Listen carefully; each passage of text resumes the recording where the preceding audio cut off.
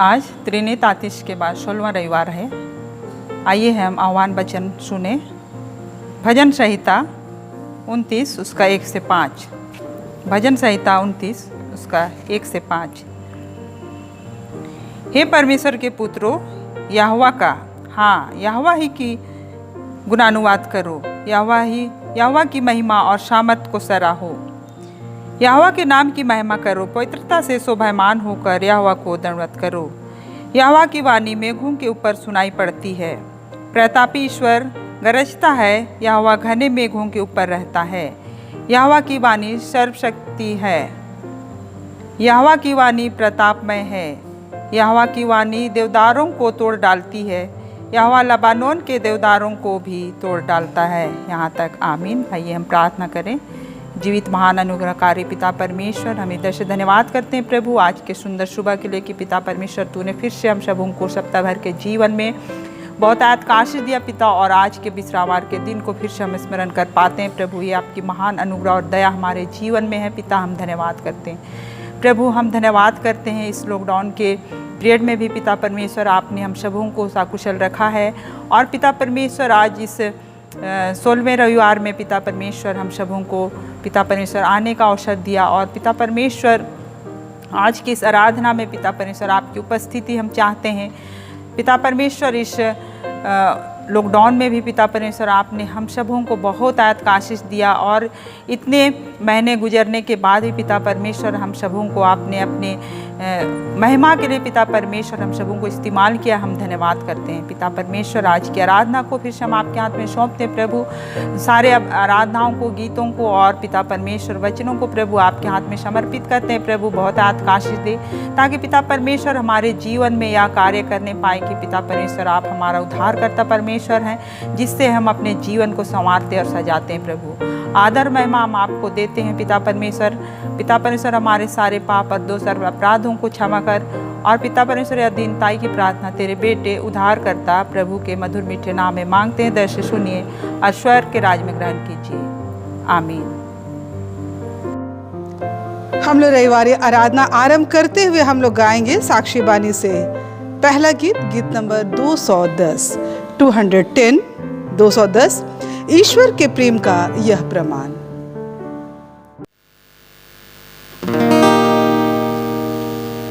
ईश्वर के प्रेम का यह प्रमाण हम देखते रहते हर बिहार कि हम फिर पाते उसी से ना जीवन भर और बुद्धि के।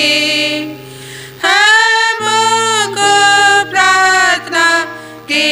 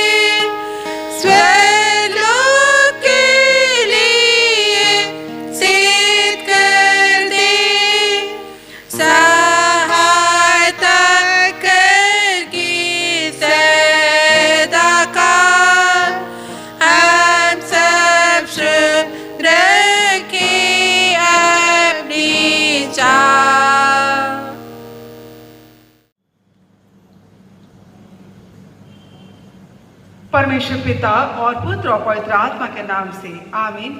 हमारी सहायता ईश्वर के नाम से है, जिसने स्वर्ग और पृथ्वी को सिरजा।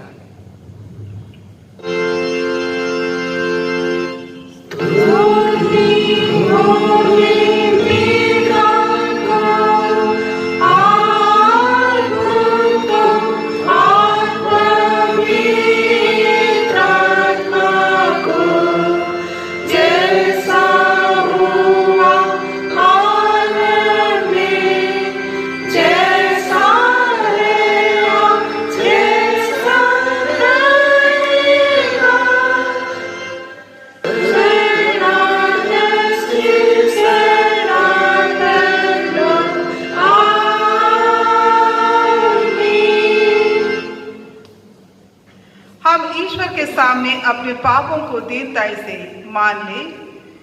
हे सर्वशक्तिमान ईश्वर दयालु पिता, हम दीनताई से अपने सब पाप और अपराध को तेरे सम्मुख मान लेते हैं। तो अपने प्रिय पुत्र हमारे प्रभु यीशु ख्रीस्त के कारण हम पर दया दृष्टि कर और हमारे सब पापों को क्षमा कर। आमीन।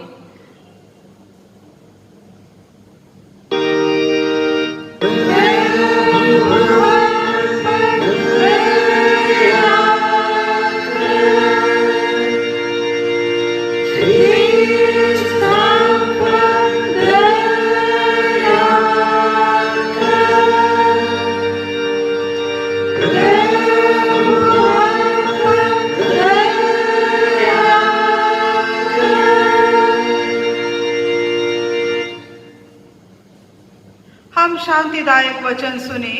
प्रभु परमेश्वर यूं कहता है, मेरे जीवन की सौगंध, मैं दुष्टों की मृत्यु से प्रसन्न नहीं, परंतु दुष्ट अपनी चाल से फिरे और जीवित रहे। हिजकियेल 33:11। आमीन।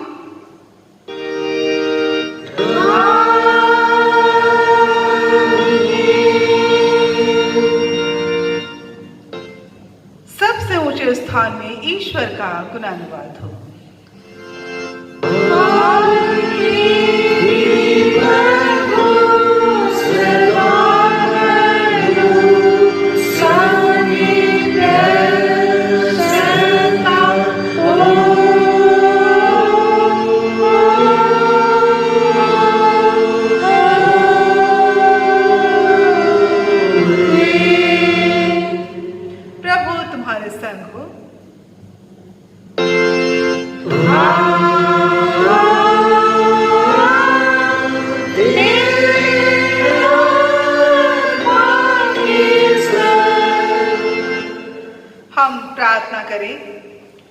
हे सर्वशक्तिमान ईश्वर दयालु पिता, हम तेरा धन्य मानते हैं कि तू अपने पुत्र यीशु ख्रिस्ट के द्वारा पाप क्षमा और अनंत जीवन की वाचा दी है। हम तेरी इस दया के कारण विनती करते हैं कि अपने पवित्र आत्मा के द्वारा हमारे मनों में सच विश्वास और दृढ़ आशा करके संभाल कि हम इस समय के दुख में धीरजवान होकर मृत्यु की घड़ी कुशल के साथ संसार से विदा हो सके और हमारे प्रभु यीशु ख्रिस्त के पुण्य प्रताप से स्वर्ग राज्य में प्रवेश कर सदा के लिए परम सुख के भागी हो, जिससे हम युगानो युग तेरी स्तुति और महिमा करते रहे। आमीन।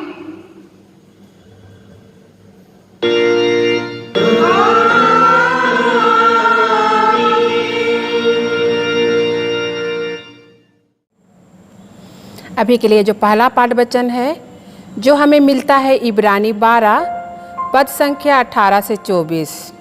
इब्रानी अध्याय 12 पद 18 से 24। इसमें इस प्रकार लिखा है, तुम जो उस पहाड़ के पास जो छुआ जा सकता था और आग से प्रज्वलित था और काली घटा और अंधेरा और आंधी के पास और तुरही की ध्वनि और बोलने वाले के ऐसे शब्द के पास नहीं आए, जिसके सुनने वालों ने विनती की कि अब हमसे और बातें ना की जाए, क्योंकि वे सब आज्ञा को ना सह सके। यदि कोई पशु की पहाड़ को छुए तो उस पर पथरवाह किया जाए। और वह दर्शन ऐसा डरावना था कि मूसा ने कहा, मैं बहुत डरता और कांपता हूँ। पर तू सियोन के पहाड़ के पास और जीवते परमेश्वर के नगर स्वर्गीय यरूशलेम के पास और लाखों स्वर्गदूतों और उन पहिलौटों की साधारण सभा और कलीसिया जिनके नाम स्वर्ग में लिखी हुई है, सब के न्याय परमेश्वर के पास और सिद्ध किए हुए धर्मियों की आत्माओं और नई वाचा के मध्यस्थ यीशु और छिड़काव के उस लोहू के पास आए हो जो हाबिल के लोहू से उत्तम बातें कहता है। यहाँ तक आमीन। तेरा धन्यवाद हो हे ख्रिस्त यीशु। हालेलुया।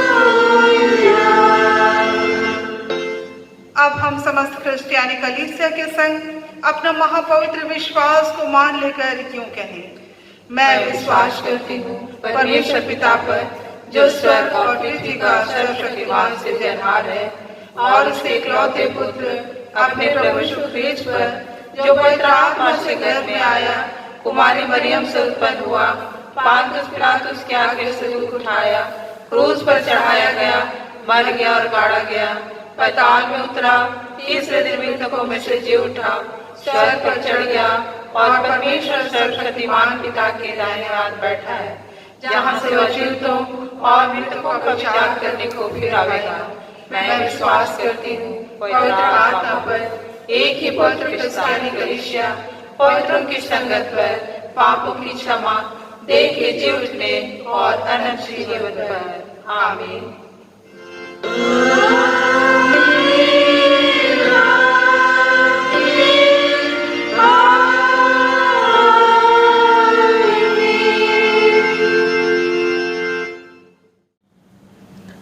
आराधना का दूसरा गीत साक्षी बानी से गाएंगे, गीत नंबर 334, 334, सुना हमने सुख का बोल। सुना हमने सुख का बोल, यीशु ख्रीस्त तारनहार, दूर फैलाए बादल मोल, यीशु ख्रीस्त तारनहार, जल्दी जाए हर एक देश, पर्वत पार और दरिया पार, यीशु करता तो संदेश, यीशु ख्रीस्त तारनहार, मर के जीता अब सदा, यीशु ख्रीस्त तारनहार, गाए हम तो सर्वदा, यीशु ख्रीस्त तारनहार, धीरे गाए सूक्ष्म मंजदया मांगने हार, हंसी को पर करते जन, यीशु ख्रीस्त तारनहार, आंधी ले लो तुम कहो, यीशु ख्रीस्त तारनहार, बोलो दूर के सबों को, यीशु ख्रीस्त तारनहार, टापू सागर प्रतिगान, काके करो तुम प्रचार, मुक्ति पूरी सेंट मित्रों, यीशु ख्रीस्त तारनहार। तुम्हें हमारे पिता ईश्वर और प्रभु यीशु ख्रीस्त की ओर से अनुग्रह और शांति मिले। आमीन। आइए हम उपदेश से पूर्व प्रार्थना करें। हे स्वर्गीय महान अनुग्रहकारी प्रेम पिता परमेश्वर, देख हम इस समय इस रविवारी आराधना में तेरे सम्मुख पाए जाते हैं कि तूने अद्भुत सामर्थ्य के द्वारा हम हर एक को चुना, हम हर एक को अगुवाई दिया कि हम तेरे उपदेश में निर्मल ठहरे और उसे अपने जीवन में अनुकरण कर अपने जीवन को बहुमूल्य बनाने सके। हाँ प्यारे पिता, ये जीवन आपका है, आप ले लीजिए। और आज के इस उपदेश के माध्यम से तू हम हर एक को सिखाना चाहता है, प्रकाशित करना चाहता है कि हम किस प्रकार अपने जीवन में उन्नति की ओर आगे बढ़े। सुनने हारे, सिखाने हारे सबों को अगुवाई कर। आमीन। आज के लिए ठहराया हुआ पवित्र उपदेश वचन वह हमें मिलता है लूका रचित सुसमाचार उसका 7वां अध्याय पद संख्या 11 से 17 पद तक। लूका रचित सुसमाचार उसका 7वां अध्याय 11 पद से 17 पद तक, जिसमें ऐसा लिखा हुआ है। इसके तुरंत पश्चात वह नाइन नाम एक नगर में गया। उसके चेले भी उसके साथ चल रहे थे और उनके साथ एक बड़ी भीड़ भी चली आ रही थी। जब वह नगर के फाटक पर पहुंचा तो देखो, लोग एक मुर्दे को जो अपनी माँ का इकलौता पुत्र था बाहर लिए जा रहे थे, और वह विधवा थी और नगर के बहुत से लोग उसके साथ थे। विधवा को देखकर प्रभु यीशु को उस पर तरस आया और उससे कहा, मत रो। फिर उसने पास आकर अर्थी को छुआ और कांधा देने वाले रुक गए। तब उसने कहा, हे जवान, मैं तुझसे कहता हूँ, उठ। मुर्दा उठ बैठा और बोलने लगा। यीशु ने उसे उसकी माँ को सौंप दिया। सब लोगों पर भय छा गया और वे यह कहते हुए परमेश्वर की महिमा करने लगे, हमारे बीच में एक महान नबी उठ खड़ा हुआ है और परमेश्वर ने अपने लोगों पर कृपा दृष्टि की है। उसके संबंध में यह समाचार समस्त यहूदिया में तथा आसपास के समस्त क्षेत्रों में फैल गया, यहाँ तक। आमीन। मसीह में प्रिय भाइयों और बहनों, आप सबों को आज के इस पवित्र दिन का ख्रिस्तीय नमस्कार। सर्वप्रथम परमेश्वर का धन्यवाद हो कि उसने हमारे और आपके जीवन में बड़ी शांति को उंडेला है। वह चाहता है कि प्रत्येक व्यक्ति पाप से बचाया जाए। हर एक ऐसे लोग जो पाप के अंधकार में है, उनको छुटकारा दिया जाए। परमेश्वर आज के इस उपदेश वचन लूका 7:11 से 17 के माध्यम से आज हमें और आपको यह समझाना चाहता है कि वह किस प्रकार मनुष्य प्रेम को प्रकट करने के लिए मृतकों को जिलाता है या मरे हुओं को जिलाता है। मसीह में प्रिय भाइयों और बहनों, लूका के पुस्तकों में प्रेरितों के काम भी सम्मिलित किए गए हैं, अर्थात प्रेरितों ने जितने भी अच्छे काम, आश्चर्य कर्म के काम किए हैं, ये सारे लूका रचित सुसमाचार में भी पाया जाता है। लूका इस सुसमाचार के माध्यम से यह बताता है कि हमारे जीवन के लिए पवित्र आत्मा बहुत महत्वपूर्ण है। पवित्र आत्मा हम और आपके जीवन के लिए अद्भुत कार्य कर सकता है। इसलिए उसने अपने सुसमाचार में पवित्र आत्मा और पवित्र आत्मा के सामर्थ्य की व्याख्या अधिकता एवं सुंदरतम रूप से करता है। मसीह में प्रिय भाइयों प्यारों, लूका ने पवित्र आत्मा को इस रूप में वर्णित किया है और कहता है, पवित्र आत्मा संसार में परमेश्वर की कार्यशील उपस्थिति है। पवित्र आत्मा संसार में परमेश्वर की कार्यशील उपस्थिति है। पुराने नियम के अनुसार हम पाएंगे कि किस प्रकार से संसार की सृष्टि में पवित्र आत्मा कार्यशील था, जिसने वृक्षों, पशुओं तथा मानव को जीवन प्रदान किया। इज़राइल के अगुओं को आत्मा द्वारा शक्ति तथा मार्गदर्शन देता रहा। जिसमें से मूसा का नाम भी अव्वल है। और उसी के साथ और जो अगुए हुए, गिदोन, राजा साउल और दाऊद, इन लोगों को भी पवित्र आत्मा अपने अनुसार चलाता रहा, उनकी अगुवाई करता रहा। साथ ही आरंभिक नबी जो एलिया है और एलीसा है, उसके बाद आने वाले नबियों को जैसे यसाया, यहेजकेल को भी परमेश्वर ने पवित्र आत्मा के द्वारा मार्गदर्शन दिया और उनकी अगुवाई की कि किस प्रकार से वे अपने लोगों को, अपने इज़राइलियों को, विश्वासियों को परमेश्वर का संदेश सुनाएगा। प्यारे भाइयों एवं बहनों, लूका आज के इस पाठ से इसी बात को बताना चाहता है कि हम किस प्रकार से परमेश्वर के सामर्थ्य को, पवित्र आत्मा के सामर्थ्य को देखते हैं। वह कहता है कि किस प्रकार से कुछ समय या कुछ घटनाओं में पवित्र आत्मा सामर्थ्य के साथ कार्यशील था। पहला हम लोग देखते हैं इस लूका के पुस्तक में कि कुमारी मरियम का गर्भ धारण हुआ।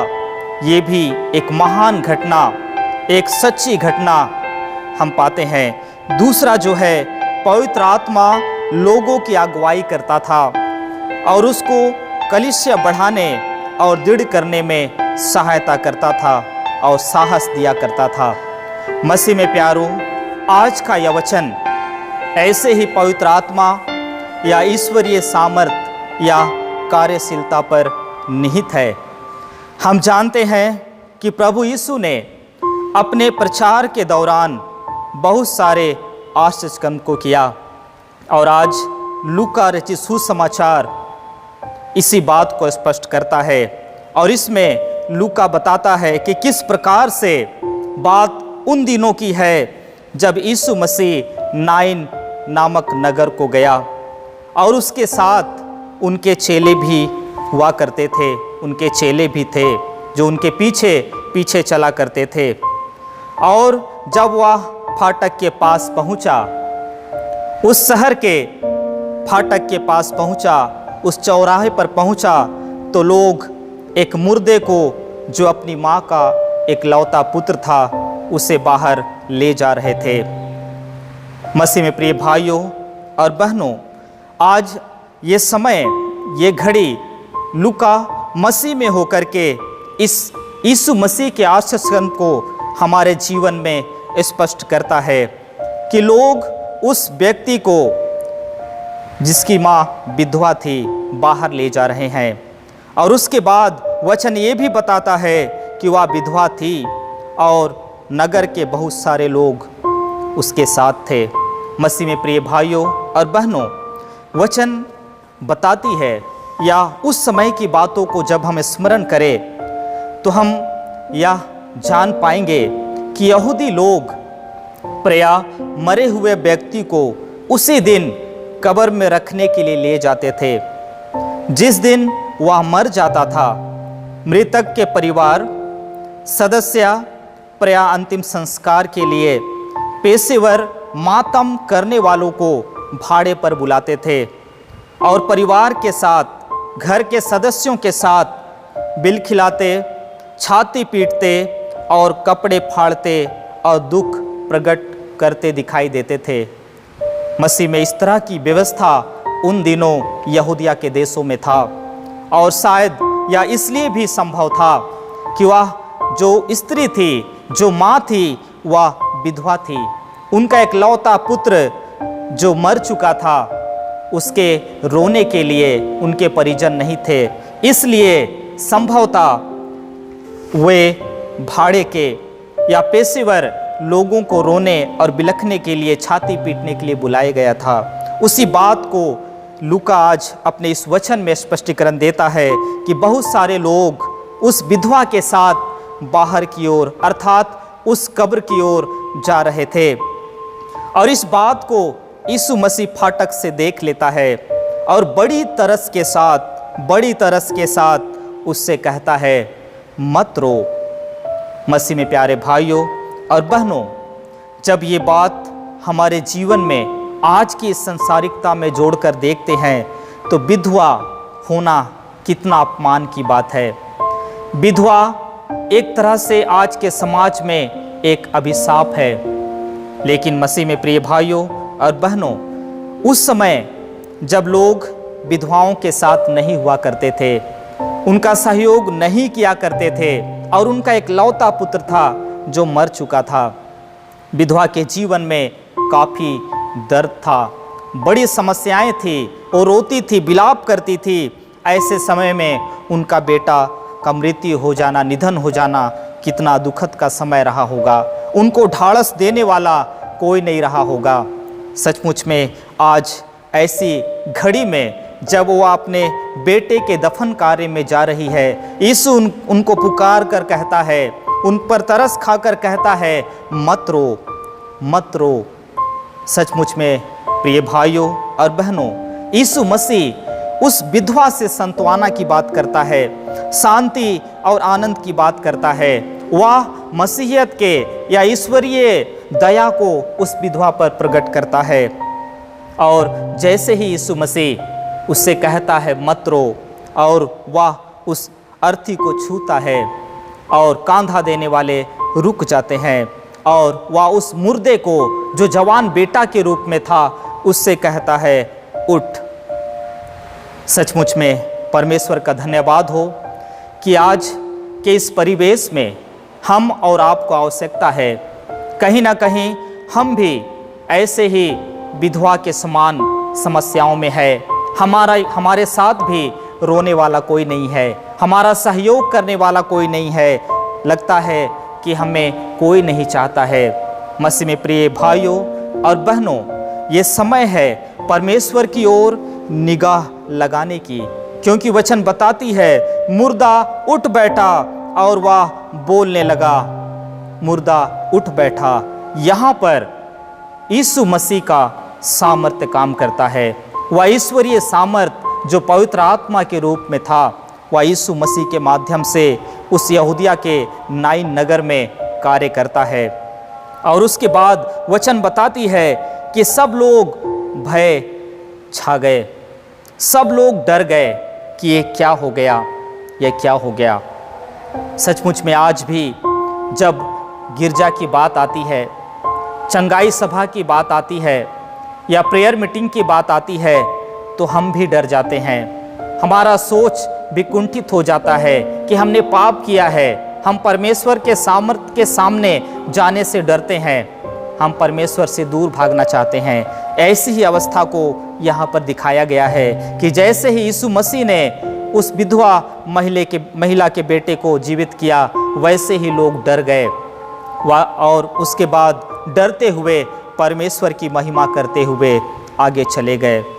सचमुच में प्रिय भाइयों और बहनों, आज यह जो वचन है विधवा के पुत्र को जीवन दान, इस विषय में एलिया के जीवन में भी पाते हैं कि एलिया भी उस विधवा के बेटे को जीवित करता है जहाँ पर वो रह रहा था। तो मसीह में भाइयों और बहनों, आज का यह वचन विधवा का दर्द और पुत्र का जीवन दान से संबंधित है। प्रभु यीशु ने इस विधवा के जीवन को कैसे और क्यों बदला, ये आज हमारे लिए बहुत बड़ा सवाल है कि यीशु ने इस विधवा को क्यों चुना, उनके बेटे को क्यों और कैसे जीवित कर गया। इसका उत्तर, इसका जवाब हमें पहला यूहन्ना उसका 4:8 पद में मिलेगा, जहां लिखा है परमेश्वर प्रेम है, गॉड इज लव। यीशु मसीह हम और आपसे प्रेम करता है। वह हमारे तकलीफ़ों को, चाहे वह कितनी भी बड़ी क्यों ना हो, चाहे कितने भी भयावह क्यों ना हो, उसे समाप्त कर सकता है, हटा सकता है। ऐसा ही यीशु ने उस विधवा के जीवन में किया। प्रिय भाइयों और बहनों, जब हम इस सार को, इस वचन को पढ़ते हैं जहां विधवा के पुत्र को जीवन दान मिला, आज आपके जीवन में भी ऐसा दान देने के लिए परमेश्वर तैयार है। ऐसा दान आपके जीवन में परिवर्तन के रूप में देने के लिए तैयार है। सिर्फ हमें ये करना है कि अगर हमारा विश्वास ईश्वरीय दृष्टि में अच्छा है अगर हमारा जीवन मसीही संगति में प्रेम भरा है, अगर हमारा जीवन ईश्वरीय दीनता में है, तो निश्चय हम परमेश्वर के सामर्थ, पवित्र आत्मा के सामर्थ को पाएंगे। मसीह में प्रिय भाइयों और बहनों, इसलिए आइए आज के इस रविवारीय उपदेश के माध्यम से हम प्रण ले कि किस प्रकार से जब ये विधवा के जीवन में समस्याएं थी, तकलीफ था, दुख था, वो रो रही थी, अकेलापन था, ऐसे सारी बातों को वो अच्छा करता है। यीशु मसीह उनके जीवन में प्रकट होता है। आइए इसलिए अपने मनों को तैयार करें, अपने परिवार में होकर के प्रार्थना करें, वचनों को पढ़कर समझने का प्रयास करें, तो निश्चय जो पवित्र आत्मा की सामर्थ है, जो पवित्र आत्मा की कार्यशीलता है, वो आज हमारे जीवन में दिखाई देने पाएगी। प्रभु इस छोटे से उपदेश में हम हर एक की अगुवाई करें। आमीन। आइए हम प्रार्थना करें। हे स्वर्गवासी महान अनुग्रहकारी प्रेम पिता परमेश्वर, हम इस घड़ी तुझे धन्यवाद देते हैं कि तूने आज के इस वचन के माध्यम से हमें विधवा होने पर और तकलीफ होने पर, समस्या होने पर साथ देने का वादा को दिखाता है। आज तो इस वचन के माध्यम से हमें एक संकल्प देता है कि जब हम अकेलापन में हो, जब तकलीफ में हो, जब हमारे साथ कोई नहीं हो, तो आप हमसे बात करने आता है। और आज की इस वचन के माध्यम से तो हमारी अगुवाई कर, मंडली के हर एक लोगों की अगुवाई कर, उनके साथ हो लीजिए, उनके प्राण आत्मा की रक्षा कर, ताकि वे तेरी स्तुति और महिमा के लिए जीवित पाए जाने सके। उनको पवित्र आत्मा से भर दीजिए और उनके जीवन में कार्यशीलता जो पवित्र आत्मा का है वो कार्यान्वित होने पाए। आमीन। और ईश्वर की शांति जो समस्त ज्ञान से परे हैं, आपके मन और हृदय की रक्षा करे, अब से सदा लो। आमीन। आराधना का तीसरा गीत हम रिवाइवल सॉन्ग से गाएंगे, गीत नंबर 252, 252, गांव गांव नगर नगर में। और इसी गीत के लगातार ही हम अपने भेंट दान अर्पण करेंगे।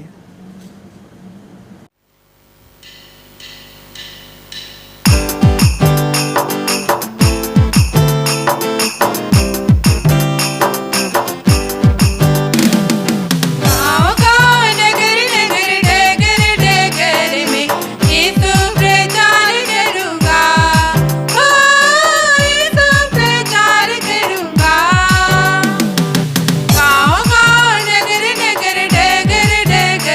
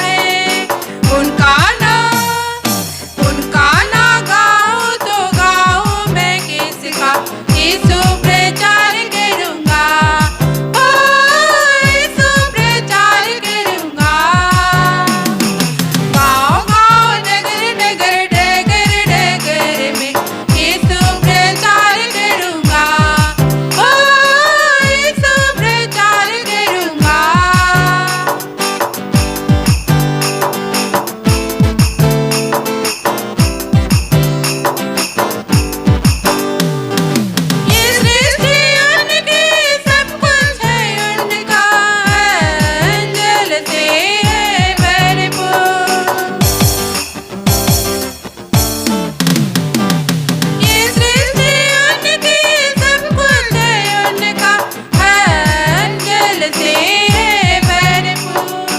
उसी के नाम की सेवा करूँगा, यीशु प्रचार करूँगा, ओ यीशु प्रचार करूँगा। गाँव-गाँव, नगर-नगर, डगर-डगर में यीशु प्रचार करूँगा, ओ यीशु प्रचार करूँगा। गाँव-गाँव, नगर-नगर, डगर-डगर में यीशु प्रचार करूँगा, ओ यीशु प्रचार करूँगा। गाँव, नगर-नगर, डगर-डगर में यीशु प्रचार करूँगा, ओ यीशु प्रचार करूँगा, ओ यीशु प्रचार करूँगा।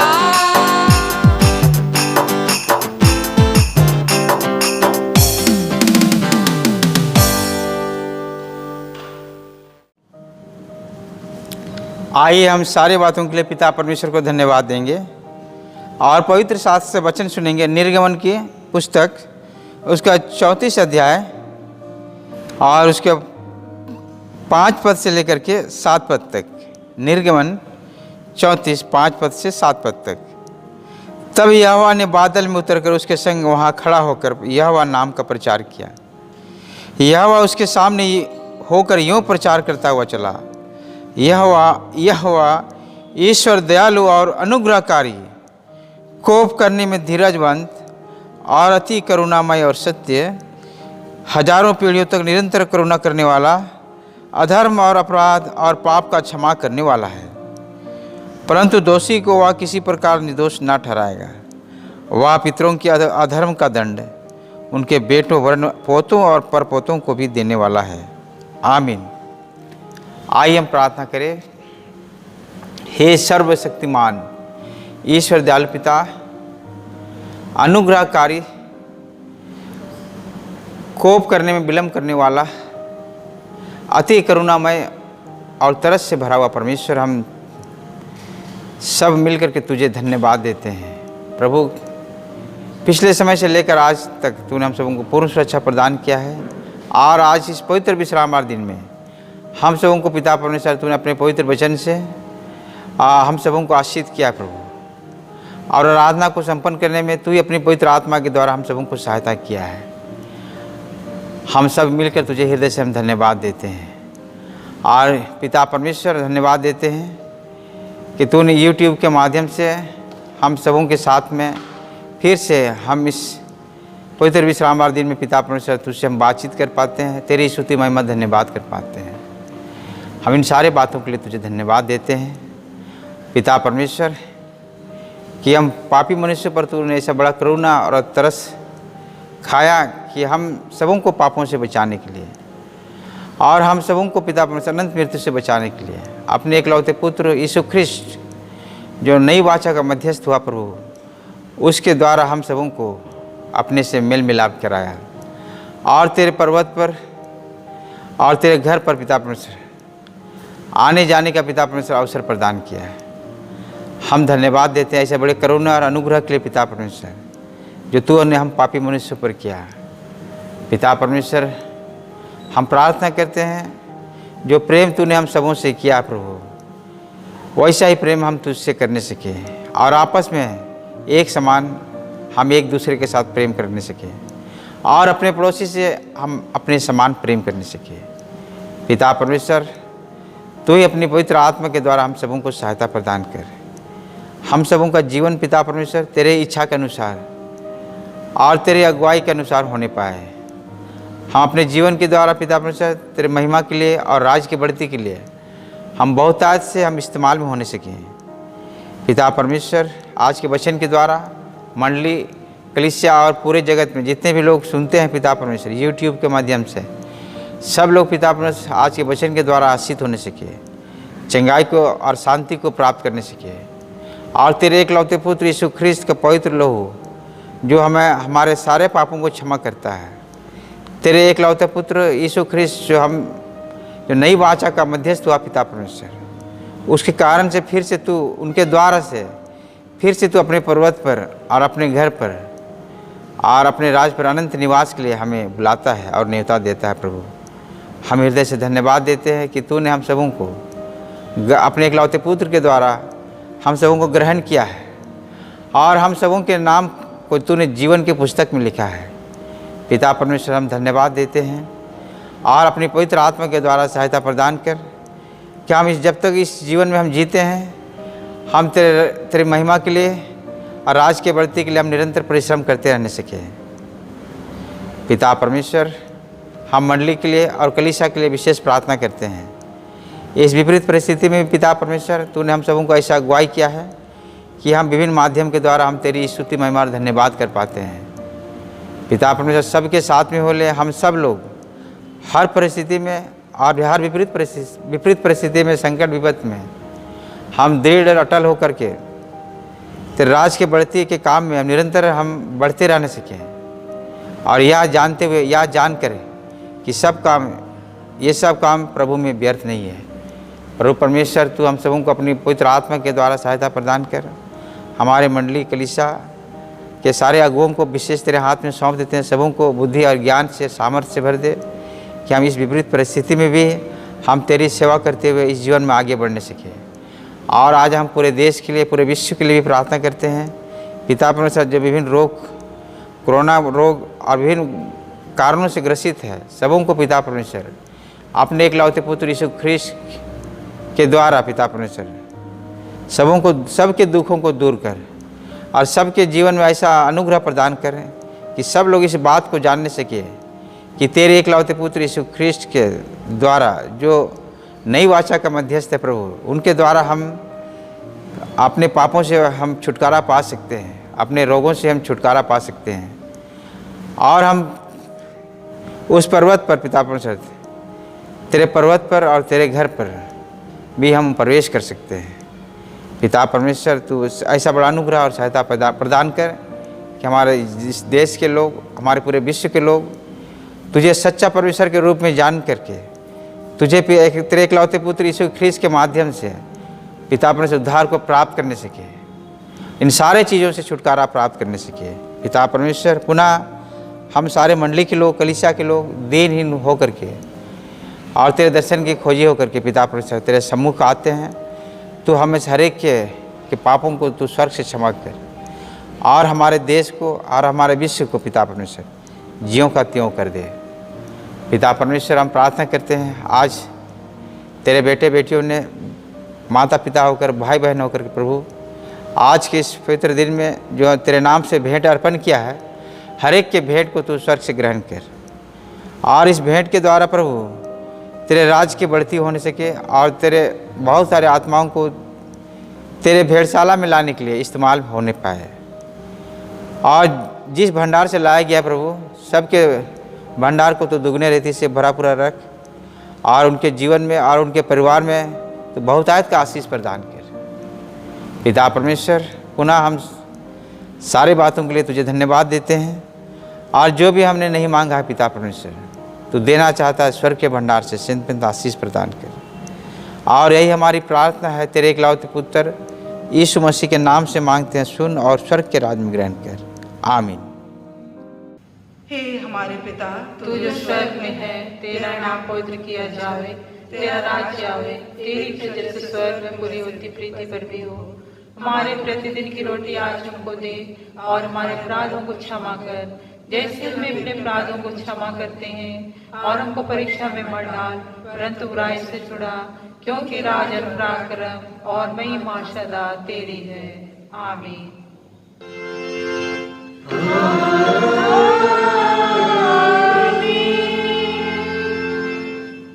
अब त्रिएक ईश्वर का आशीर्वाद विश्वास से और दिन मन से ग्रहण करें। परमेश्वर तुझे आशीष देवे और तेरी रक्षा करे। परमेश्वर अपना मुंह तुझे प्रकाश करे और तुझ पर अनुग्रह करे। परमेश्वर अपना मुंह तुझे प्रकाश करे और तुझे कुशल देवे। आमीन।